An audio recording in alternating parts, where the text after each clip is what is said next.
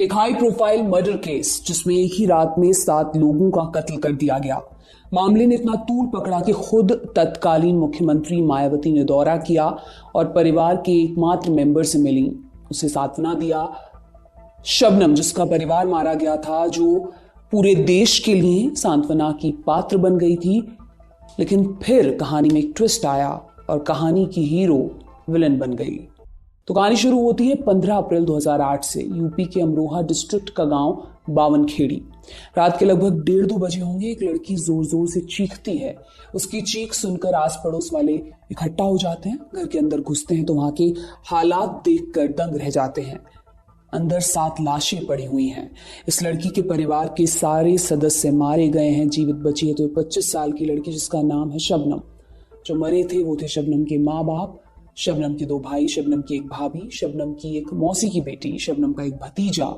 हालांकि जिंदा बचने वालों में केवल शबनम ही नहीं थी, कोई और भी उसके परिवार में था जिसे एक खरोंच तक नहीं थी, और वो था उसके पेट में 2 महीने का बच्चा। बहरहाल इस घटना के चलते इतनी घुप रात में उस सुनसान से गांव में भी हड़कंप मच जाता है। आसपास के गांव से भी भीड़ इकट्ठा हो जाती है। मीडिया से लेकर पुलिस, नेता सब पहुंच जाते हैं। इकट्ठा हुए लोगों के बीच आपस में खुसर फुसर होने लगती है, लेकिन इन सभी बातों में, कानाफूसियों में अनुमान की मात्रा ज्यादा और सच की बहुत कम रहती है, क्योंकि कोई नहीं जानता ये सब क्यों हुआ। कई लोग तो अब तक ये भी सही से नहीं जान पाते कि क्या हुआ। जानते हैं तो बस इतना कि कुछ बुरा, बहुत बुरा हुआ है, ऐसा जो इस गांव को हमेशा के लिए बदल कर रख देगा। उधर शबनम पछाड़ खाते हुए, बिलखते हुए इस रात की घटना सबको बताती कि कैसे लुटेरे उसके घर में गए और उसके पूरे परिवार का उन्होंने कत्ल कर डाला। वो बच गई क्योंकि वो बाथरूम में थी।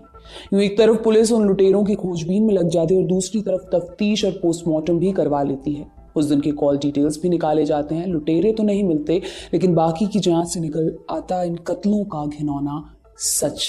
दरअसल पुलिस ने तफ्तीश में जाना कि वो लुटेरे नहीं थे जिन्होंने शबनम के परिवार का कत्ल किया, क्योंकि अव्वल तो मृतकों द्वारा खुद को बचाने की कोई कोशिश की गई हो ऐसा किसी भी एंगल से नहीं दिखता था। साथ ही जो कत्ल का उद्देश्य शबनम बता रही थी, यानी लूटपाट, ऐसा पूरे घर में कुछ भी नहीं पाया गया था। और हाँ, पोस्टमार्टम रिपोर्ट में यह भी पता चला कि मृतकों की हत्या करने से पहले उन्हें बेहोशी की दवाई या कोई जहर भी दिया गया था। तो ये सब हुआ कैसे था?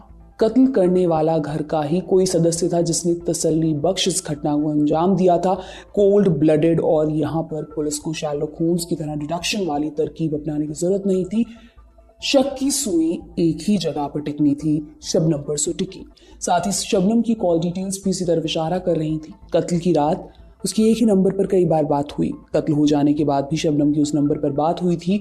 एक और बात भी पुलिस को 1-2 दिन बाद ही पता चली थी, वो थी शबनम की प्रेगनेंसी, जबकि अभी उसका विवाह नहीं हुआ था। लेकिन ये सब तो बड़े कमजोर से सबूत थे, सर्कमस्टेंशियल, परिस्थिति जन्य। लेकिन सब्सटैंशियल एविडेंस, जैसे कत्ल करने के लिए यूज किया गया या किए गए हथियार, वो कहां से आए, कहां गए, कोई गवाह भी नहीं। अब पुलिस के पास एक ही चारा बचा था, कड़ी पूछताछ। और तब शबनम ने पूरी कहानी बता दी कि ऐसी कहानी जिसके बाद आज 16 साल होने को आए, लेकिन आज भी बावनखेड़ी और आसपास के गांव में कोई अपनी लड़की का नाम शबनम नहीं रखता। एक कहानी जो शबनम द्वारा पहले बताई गई लुटेरों की कहानी से ज्यादा अविश्वसनीय थी, लेकिन ज्यादा सत्य थी। वो कहते हैं ना, सच कई बार कल्पना से ज्यादा अविश्वसनीय होता है। दरअसल इस अविश्वसनीय कहानी की शुरुआत होती है शबनम और सलीम के बीच बेइंतहा प्रेम से।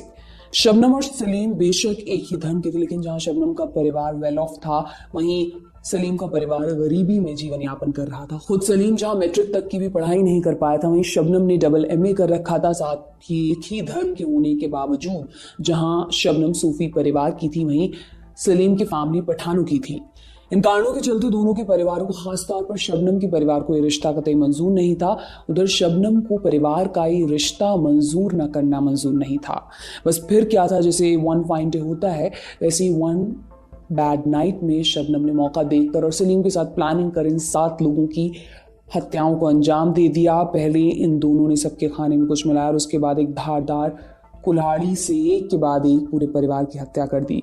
जैसे एक इंसान के साथ शबनम उस रात लगातार कॉल पर थी, वो दरअसल सलीम ही था। सलीम ने भी अपना जुर्म कबूल कर लिया और वो कुल्हाड़ी जिससे कत्ल किया गया था वो भी ठीक उसी जगह मिली जहां उसने बताई थी, यानी एक गंदले से तालाब के किनारे। सोचिए प्रेम का कैसा कुरूप चेहरा था कि 1-2 माह की गर्भवती ने एक 8 माह के नवजात की भी जान ले ली।